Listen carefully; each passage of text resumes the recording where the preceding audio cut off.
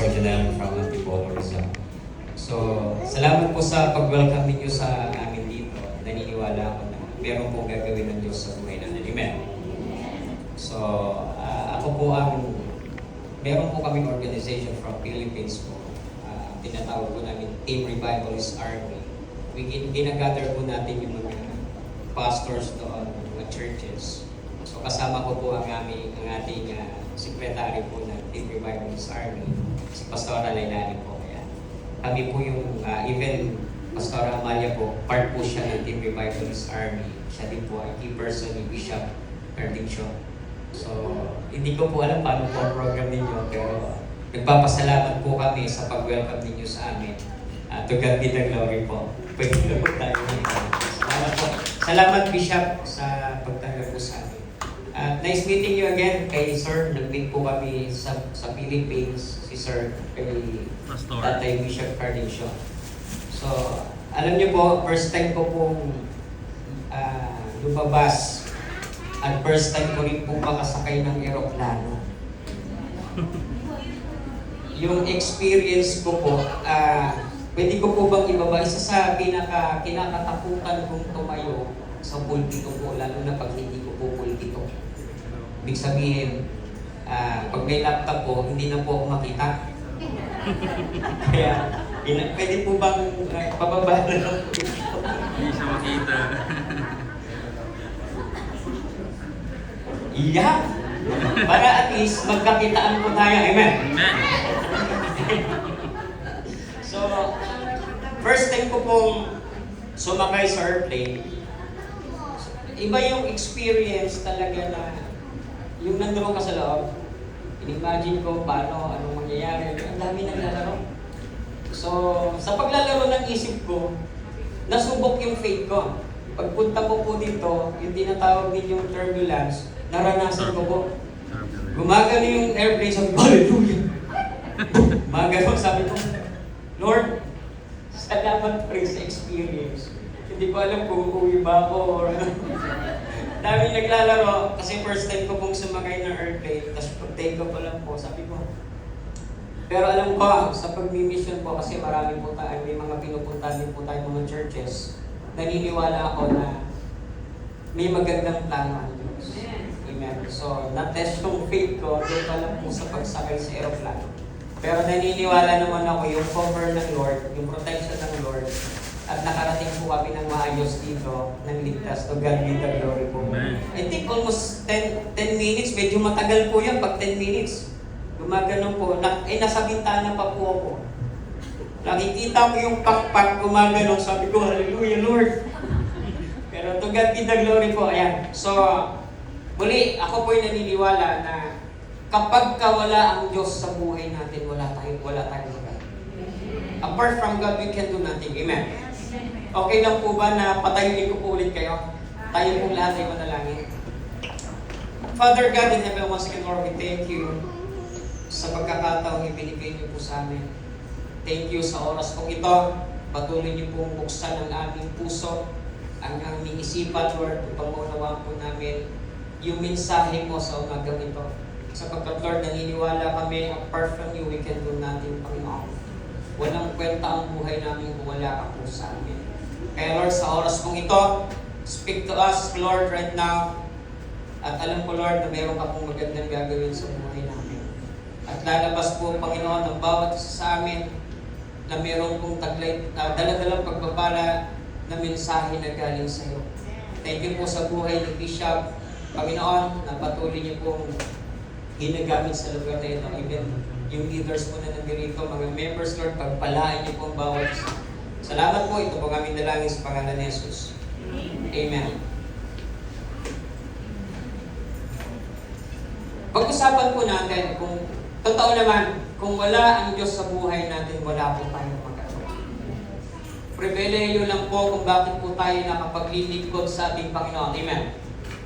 Kumbaga, pagkakataon sa buhay natin, not only pagkakataon blessing po sa buhay natin na tayo ay tinawag at pinili ng Diyos. Marami pong tao sa buong mundo, I think 8 billion dati, 7 point something billion all over the world.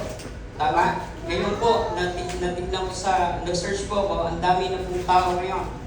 Pero naniniwala ko sa 8 billion, isa po tayo sa tinawag at pinili ng Diyos para magkaroon po ng pagkakataon na makapaglingkod sa Panginoon. Amen?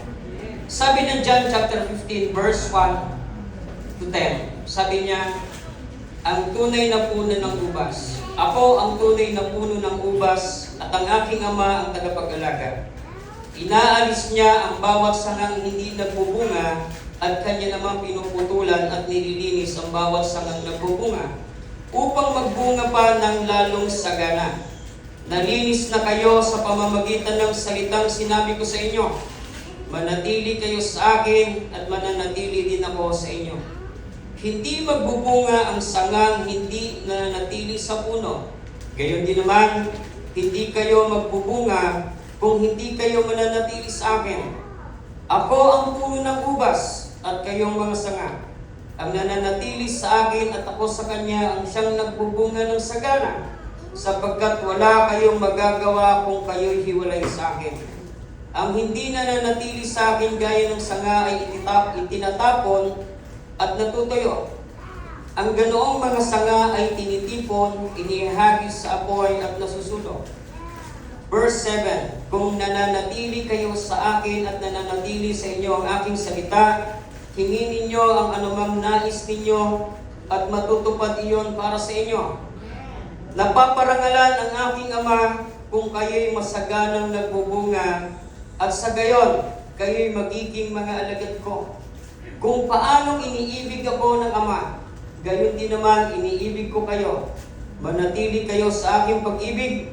Kung tinutupad ninyo ang aking mga utos, manatili kayo sa akin pag-ibig. Kung paanong tinutupad ko ang mga utos ng aking Ama, at ako'y nananatili sa kanyang pag-ibig. Amen. Purihin po natin ang salita ng Diyos. Jesus used the beautiful picture of the vine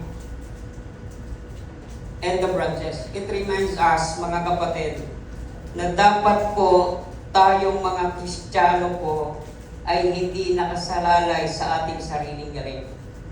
Amen? Kumbaga, dapat lagi po tayong connected sa Panginoon. Sapagkat naniniwala ako, kung sa ganang sarili lang natin, wala po tayong magagawa. Nagagawa lang natin yung mga bagay kasi meron po tayong Diyos. Lalo-lalo na po, nagagawa natin lumapit sa Diyos kasi nagkaroon po tayo ng pribileyo simula nang tanggapin natin ang ating Panginoon, nagkaroon tayo ng connection sa Lord. Hindi lang po tayo niligtas ng Diyos. Tama? Nung tinanggap po ang Diyos, hindi doon natapos yung salvation sa buhay natin. Nagkaroon tayo ng kaligtasan at ang gusto ng Diyos sa atin ay mamunga po tayo. Amen. Paano tayo mamumunga? Malinaw po na sinasabi ng Bible sa verse 4, kung mananatili tayo sa ating Panginoong Hesus, tayo po ay mamumunga. Amen. Alam niyo po, nung ako po ay walang Panginoon, ang buhay ko po walang direksyon. Siya nga po pala, ang testimony ng life ko ay nasa 700 club. At the age of 9 years old, naranasan ko na pong tumira sa kanto, sa kalye. Ang buhay ko walang direksyon. Ang buhay ko walang kwenta. At the age of 13 years old, natuto po ako mag-drugs. Pagdating ng 17 years old, naging dealer po ako ng drugs. Doon sa Pilipinas. Ibig pong sabihin, hiwalay po ako sa parents ko, naging walang kabuluhan, naging walang kwenta ang buhay ko. Pero nung nakilala ko ang ating Panginoong Hesus, nung nagkaroon po ako ng connection sa Kanya, nung tanggapin ko ang ating Panginoon, hindi lang kaligtasan ang natanggap ko, kundi binago ng Diyos ang buhay. Ang sinasabi ko, even your character, babaguhin po ng Diyos. Kailangan makita bilang isang Kristiyano, tagasunod ng ating Panginoon Kristo, magkaroon po ng bunga. Amen. Lahat po ba dito mga Pilipino? Ay, salamat, hindi dudugo ilong ko. Okay po. So, mga kapatid, pag sinabi pong number 1 puntos po natin, number 1 points, remain close to Jesus. Ibig pong sabihin ng pananatili sa Kanya ay hindi lang po yung linggo. Ito ay araw-araw ng pakikipag-ugnayan natin sa Panginoon. Hindi lang po tayo dapat dito. Amen? Hindi lang not only in Sunday na tayo po ay magkaroon ng connected sa Panginoon, kundi dapat araw-araw. Sabihin mo nga sa katabi mo, kapatid, araw-araw dapat connected ka kay Lord. Amen? Kasi kapag tayo po ay connected kay Lord, alam niyo po, mararamdaman ninyo yung presensya ng Panginoon. Mararamdaman ninyo yung pag-ibig ng Diyos sa buhay natin. Ang linaw ng sinabi na kapag tayo po ay nanatili sa ating Panginoon, maraming pwedeng bungang ibigay sa atin ng Panginoon. Unang-una, mababago ka ugali mo. Yung dati, hindi ka marunong magmahal, ngayon mahal mo na siya. No? Yung dati, kung hindi dati, parang ang hirap natin magbigay. Pero ngayon, naunawaan na ninyo ang kahalagahan ng pagbibigay. Amen? Bakit? Kasi yan po yung bunga na ibinigay sa atin ng ating Panginoon. Nung tayo po ay nagkaroon po ng connection sa ating Lord. Amen? So, ibig pong sabihin mga kapatid, kung gusto nating maging mabunga, kung gusto nating maging productive, wag na wag kang lalayo sa Panginoon. Sapagkat kapag lumayo tayo sa Diyos, ang buhay natin magiging walang kwenta. Pero pag ikaw na natili ka sa Panginoon, ang buhay po natin nagkakaroon ng tamang direction. Amen. Number 2, saglit lang po ako mag-preach, baka hindi na po ako makaulit. Number 2 po, paano tayo magiging matagumpay? Paano tayo magiging mabunga? Paano tayo magkakaroon ng tiwala sa Diyos? Malinaw po na sinasabi dito sa number 2 points po na gusto ko pong i-share sa inyo, yung remain in God's Word. Mahalaga po yung manatili tayo sa salita ng Diyos. Sapagkat ang salita ng Diyos, marami po siyang pangako. At ang pangako ng Diyos, kailanman ay hindi po ito mapapako. Lahat ng pangako ng Diyos, ginibigay niya po sa mga anak ng Diyos. Sino ang anak ng Diyos? Taas ang kamay. Amen. Lahat po tayo ay anak ng Diyos. Alam niyo po, naranasan ko at naramdaman ko kung sino ang Diyos sa buhay namin. Sabi ng John chapter 15 verse 7 dito po, ang sabi niya, ang sino mang nananatili sa aking salita at nananatili sa inyo, hingiin ninyo ang inyong maibigan at ipagkakaloob ko sa inyo. Naranasan ko po ito nung ang asawa ko po ay nagkasakit po sa utak. Stage 2 po siya. Nagmi-mission po kami sa Pangasinan. Ang asawa ko po 5 months pregnant. May sakit, nagkaroon po siya ng sakit sa utak, stage 2. Hindi ko alam kung anong gagawin ko. Pero ni-remind sa akin ng Lord, itong verse na to, ano man ang hilingin mo, ipagkakaloob at ibibigay ko sa iyo. Sabi niya, manatili ka sa aking salita. Lord, gusto kong maranasan itong bagay na to. Lord, ngayon lang, pagalingin mo ang asawa ko. From Pangasinan, biniyahe po kami ng Manila. Alam niyo po, ang dami pong mga aparatong nilagay sa asawa ko. Alam niyo po magkano gamot ng asawa ko? 5,000 sa umaga, 5,000 sa tanghali, 5,000 po sa gabi. 3 times a day. Wala pa po yung ibang medication ko. Alam niyo po, paborito kong panalanginan sa CR. Nung ako po ay nasa ospital, hindi ko narintana yung baho ng CR. Sorry for my words po. Lumuhod po ako doon. Sabi ko, Lord, ngayon lang. Kasi sabi ng doktor, kailangan daw pong mabili. During that time, ang allowance lang po namin, 500 a week. Ganun po ang buhay namin. Nag-mission po ako sa iba't ibang lugar. Alam niyo po, sabi ko, Lord, alam ko, hindi mo kami papabayaan. After ko pong lumabas sa CR, bigla po may tumawag sa akin sa galing pong Laguna. Sabi niya, Pastor, hindi ko siya tinawagan kasi nung time po na yon, busy ako sa asawa ko. Galing po siya ng Laguna, tinawagan ako, Pastor, bumaba ka, hindi ako pinapapasok sa ospital. Alam niyo po, nung bumaba po ako, niyakap ko po si Pastor Noel Alberto.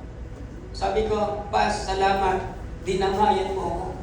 Alam niyo po, yung tao na yon, after ko pong manalangin, within 5 minutes, nagbigay po sa akin ng 27,000. Anong point ko po?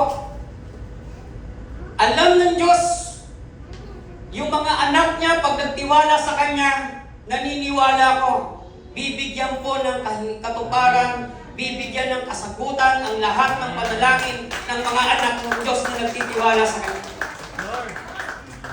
Doon po sabi ko, wow, Lord, mabubuhay yung asawa ko. Nakabili po kagad ako ng ilang pirasong gamot. At the following day po, may naging kaibigan po akong konsihal sa Pangasinan.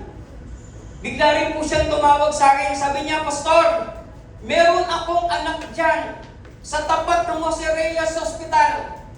Meron siyang butika. Kinilabutan po ako. May anak siyang may-ari po ng butika. Alam niyo po, yung isang gamot na worth of 5,000, binigyan niya po ako ng 12 piraso. Sabi ko, Lord, thank you. Sunod-sunod po nun, mayroon po nagpapadala, may ginagamit ng Diyos. Doon ko po nakita na ang taong nagtitiwala sa salita ng Diyos, hindi po bibiguin ng ating Panginoon. Nung ang asawa ko po, 5 months pregnant po yan. Nag-ultrasound po ang doktor. Sabi sa akin ng doktor, Pastor, sabi ko siya, yung anak mo po abnormal. Alam niyo po, parang pag nasa hyperfeed ka pa lang, iisipin ng tao para kang, alam niyo na yun, parang nawawala ka sa sarili mo. Doon po naranasan, doon ko po nasubukan yung faith na meron ako. Sabi ko sa doktor, Dok, ang sabi ng Diyos ko, ito po yung word ko sa doktor. Kasi ang sabi po ng doktor sa akin, Pastor, sad to say, siguro baka marami pong gamot na nailagay sa asawa ko kaya naapektuhan po yung baby. Sabi ng doktor, abnormal daw po yung anak ko. Alam niyo po, sabi ko sa doktor, Dok, ang sabi ng Diyos ko, normal po yung anak ko. You know what? Christian po pala yung doktor. Ang sabi po ng doktor, Pastor, sama mo kami sa panalangin, gagawin po namin yung aking makakaya. To cut the long story short po, mga kapatid, nung lumabas po yung anak ko, ipinagmamalaki ko po at pinagpasalamat ko sa Panginoon. Yung anak ko po, ipinanganak, normal po siya. Malaki daw ang ulo. Alam niyo po, yung doktor na yun, naging ninang po ng anak ko. Bakit? Kasi sabi ng doktor na yan, si Dr. Lazaro, Pastor, ang lakas mo sa Lord. May word po siyang ganyan. Ang sabi ko lang po, napakabuti po ng Diyos sa kanyang mga anak. Kaya naniniwala po ako, yung mga anak ng Diyos na nandirito, malinaw po ng sinasabi niya, na kapag tayo daw pong mga anak ng Diyos, na nagtiwala at nanatili sa kanyang salita, ano man po ang naisin natin, ipagkakaloob po ng Diyos yan. Amen. Mabuti po ang Diyos sa buhay natin. Even sickness and yung diseases or any kind of problems, ano mang problema na meron tayo, isa lamang po ang gusto kong sabihin sa inyo, yung salitang tiwala. Magtiwala tayo sa Diyos no matter what happens. Hindi ka iiwan, hindi ka papabayaan. Ano man pong laban ng buhay natin, ano man pinagdadaanan natin, tandaan po natin, hindi po natin basta laban ito. Ano man laban na meron tayo, kasama po ang Diyos sa laban ng buhay na meron tayo. Sabi ko nga, nung haba po ako'y pumunta po kami ng Macau, pumunta din po kami sa mga churches, sa mga church. Sabi ko, iba po talaga kapag malayo sa pamilya. Pero salamat po sa inyo, kahit nandito kayo, hindi kayo nalayo o nawala sa paglilingkod sa Panginoon. Ang mahalaga po dito, Mga kapatid, habang nandito kayo, naniniwala ako, iingatan at hindi kayo pababayaan. Naalala ko po, yung sa Bible character, lahat naman po tayo nagbabasa ng Bible. Isa sa pinaka-paborito ko po ay si David po. Nung si David po ay nakaharap niya alam niyo naman yung kwento si Goliath, amen? David and Goliath. Alam niyo po, marami pong Goliath sa buhay natin. Amen. Maraming klaseng Goliath sa buhay natin. Pero isipin mo, ikaw si David na sinasamahan ng Diyos. Tayo si David na sinasamahan ng Diyos. Hindi siya nagtagumpay dahil sa sarili niya.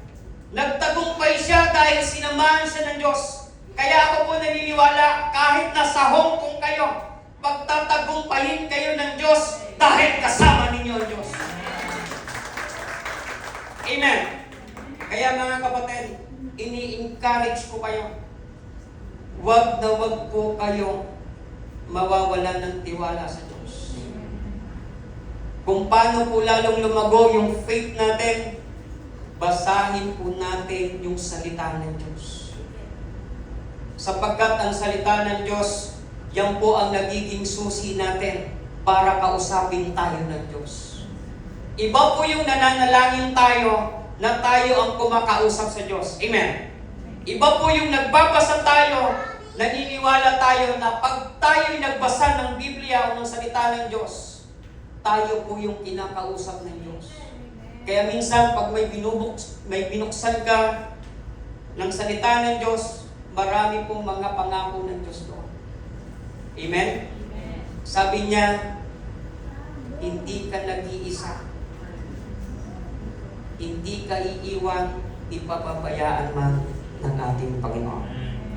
Amen. Sapagkat, ulitin ko, kagaya nung narinig ko dito kanina, may nanalangin po na kapag kawala ang Diyos sa buhay natin, malayo ang Diyos sa buhay natin, empty po ang buhay natin.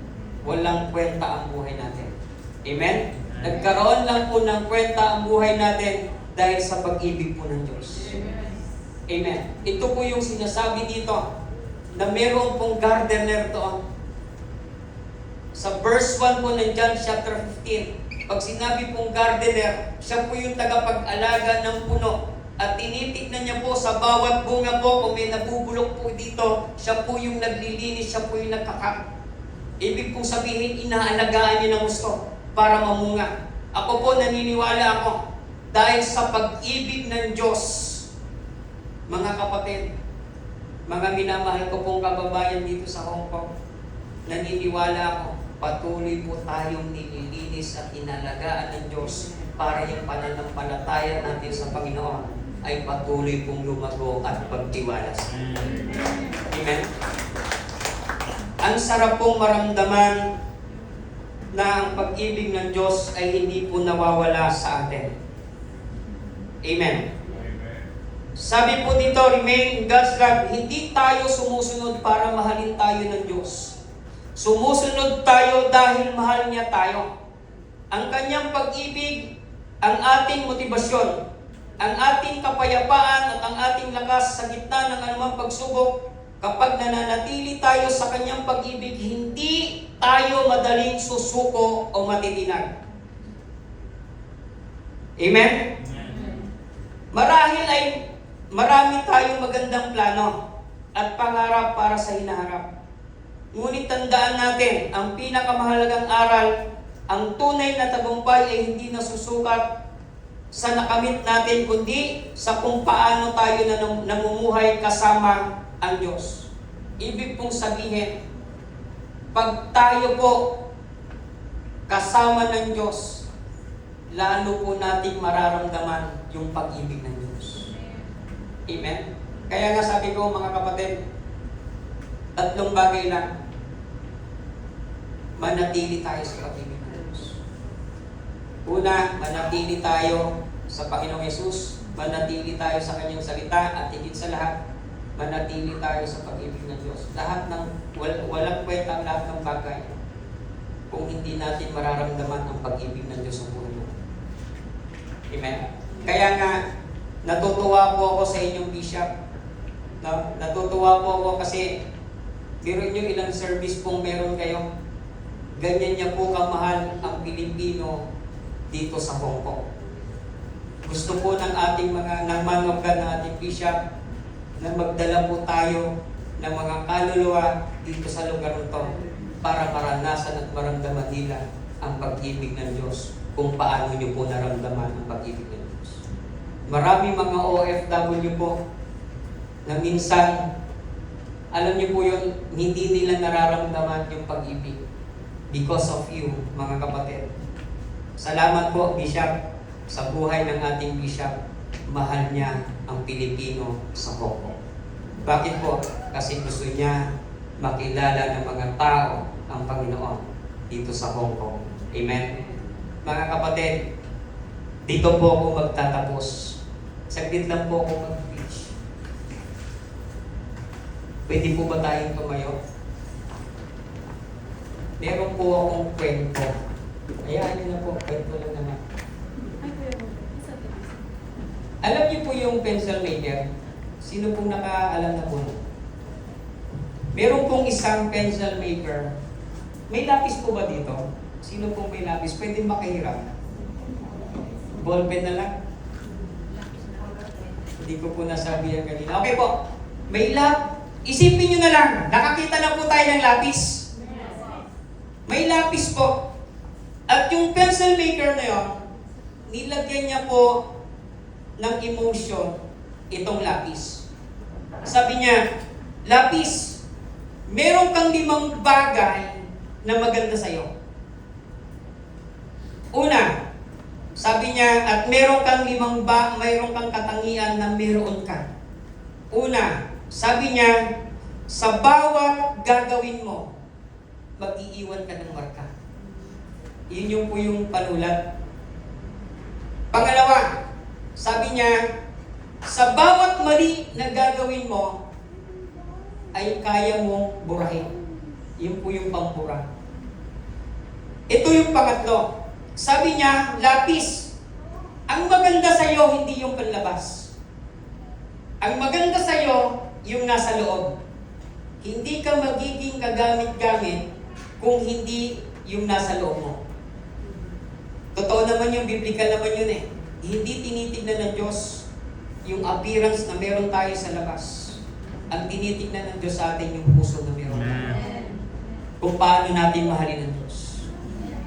Sabi niya, hindi maganda yung panlabas na meron ka. Ang maganda sa iyo yung nasa loob.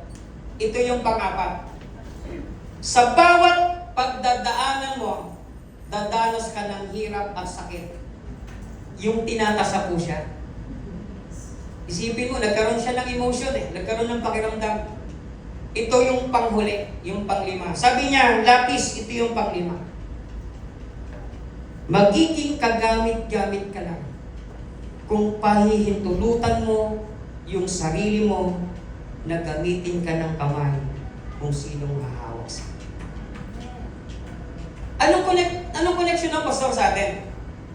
Mga kapatid, sabi niya, doon sa una, tayong mga Kristiyano, tayong mga anak ng Diyos, whether we like it or not, iiwan tayo ng marka. Depende sa inyo yan kung anong iiwan ninyo. Mabuti ba o masama? It's up to you. Pero ang linaw ng sinabi ng Lord, sa decision making, gawin mo yung tama at magiging tama ang buhay na meron. Pangalawa, lahat tayo nagkakamali. Sa markang iniwan natin, sa mga taong nasaktan natin, pwede po pala natin itong itama. Sa bawat maling nagagawa natin sa harap ng Diyos, ang isa sa dahilan kung bakit hindi tayo nagbubunga because of sin. Right? Hindi tayo lalago dahil sa kasalanan na meron tayo. Hanggat namumuhay tayo sa pagkakamali, hindi lalago yung buhay na meron tayo bilang isang Kristiyano. Pero sabi ng Lord, kailangan lang natin itama 1 John chapter 1 verse 9. I-confess po natin yung ating kasalanan, yung pagkakamali natin, ihingi natin ng tawad sa Diyos. Naniniwala ako, buburahin at pinatawad na rin po tayo ng Diyos. Actually, we are already forgiven 2,000 years ago. Amen? Pero tayo nagkakamali. Alam niyo po, kaya po natin humingi ng tawad. At kaya po tayong patawarin ng Diyos. Amen? Number 3, sabi niya doon, even sa ating lahat, hindi tinitignan ng Diyos kung anong meron tayo. Ulitin ko po, ang tinitignan ng Diyos dito, yung puso na meron tayo na kaya nating sumunod sa Diyos. You know what? Obedience comes blessing. Amen. Kapag sumunod ka sa Diyos, pagpapalain tayo ng Diyos. Amen? Yun lang ang sikreto. Ang pagsunod, kalakip ay pagpapala na kayang ibigay sa atin ng Diyos. Sa totoo lang, madali lang sumunod sa Diyos. Binibigyan ka lang ng guide ng Diyos. Ibinibigay sa atin yung tama at mali ng Diyos. Pero alam nyo, sa pagsunod, tutulungan ka ng Diyos kung paano yung tamang pagsunod sa Panginoon. Amen.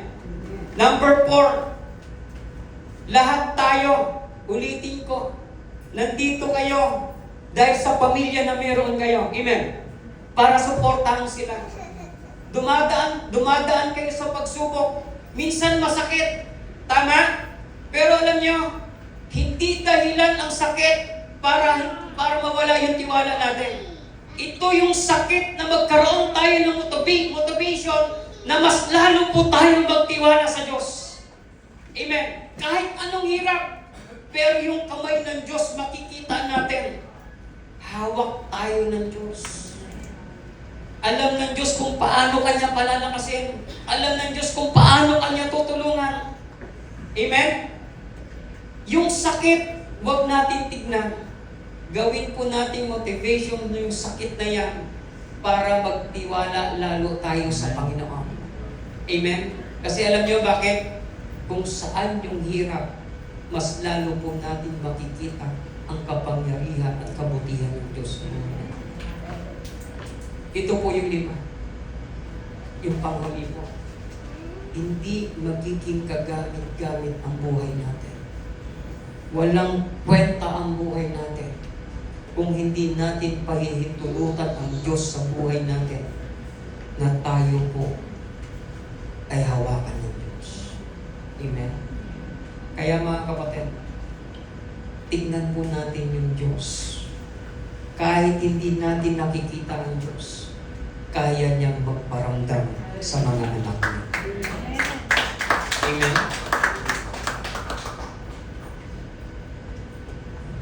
This is my last story ko. Pagbigyan niyo na ako, aalis na kami mamaya. Meron pong isang bata, 10 years old. At meron pong isang mama na naligaw po sa kagubatan. Pupunta lang muna po kayo. Napagod na po pala kayo sa Kala ko matatapos na ako eh. Ito, tapos na po talaga to. Isang kwento na lang. Ulitin ko, may isang bata at meron pong isang mama. Yung mama na po nito, ang hilig niya po ay hunter po siya, pangangaso. Naligaw po siya sa kagubatan. Alam niyo po, nangyari, almost 1 week po siya na naliligaw, walang tubig, walang kain, araw, ulan. Ang sabi ng isip niya, bagamat pagod ang kanyang katawan, halos gumagapang na po siya. Ang sabi niya, may makita lang ako na isang barong-barong. Hindi siya magkatubili, nakakatok. Alam niyo po, nung may nakita po siyang bahay kubo, bumatok po siya. At nagulat po siya, pinabuksan siya ng 10 years old na bata. Ang hiningi niya po sa bata, sabi niya, Ineng, may isang basong tubig. Alam niyo, hindi siya binigyan ng tubig. Tinignan siya ng bata, 10 years old po ito ha. Tinignan siya ng bata mula ulo hanggang paa. At pumasok po sa kusina, ang bata, hindi siya binigyan ng tubig. Ang bata po ay nagtimpla ng gatas. Alam niyo po kung anong klaseng gatas yun? Gatas po ng kalabaw. Binigay niya po sa isang mama na niligaw sa kalgubatan, kahit pa paano po yung panghihina ng mama ay napalitan po ng lakas. To cut the long story short po, dumating yung panahon, ang bata po na 10 years old, naging 21 years old. Babae po siya. Nagkaroon siya ng sakit, cancer.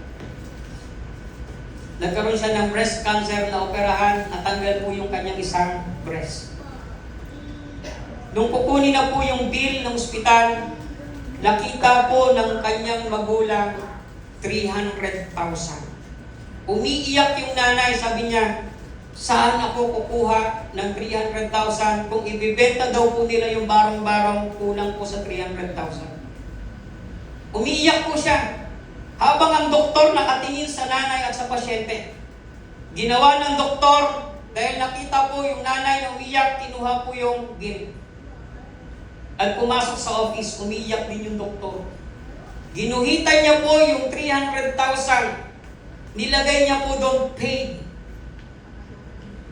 At meron pong nakanote doon, paid sa isang basong gatas. Yung mga ngaso po pala ay isang doktor na tandang-tanda yung kanyang pasyente ay yung tumulong sa kanya. Na nagbigay ng isang basong gatas. Umiiyak yung doktor. Pero alam niyo po, yung bata na yun na naging dalaga na naoperahan, kahit isang 5 wala po siyang binayaran dahil sa isang basong gatas. Hindi siya iniwan, hindi siya pinabayaan ng doktor. What is your point, Pastor? Gusto ko pong iparating sa ating lahat. Ibigay lang natin yung buhay natin sa Panginoon. Hindi tayo iiwan, hindi tayo pababayaan ng Diyos. Amen. Dahil sa pagbibigay natin ng buhay sa Panginoon. Mga kapatid, hindi kalugian ang pagbibigay ng buhay sa Panginoon. Amen. Kaya nga sabi natin, yung topic natin, apart from God, we can do nothing. Magiging kamakabuluhan lang yan kung ang buhay po natin ibibigay natin sa Diyos. Tayo po'y manalangin. Tayo po'y tayo po magsitayo. Totoo na po ito. Let's pray. Panginoon, marami pong salamat sa oras po ito. Salamat dahil, Lord, pinaunawa niyo po sa amin kahalagahan ng buhay. Kung wala ka sa buhay namin, Lord, wala kaming magagawa. Lord, salamat dahil ikaw yung puno, kami yung sanga, Panginoon, na patuloy niyo pong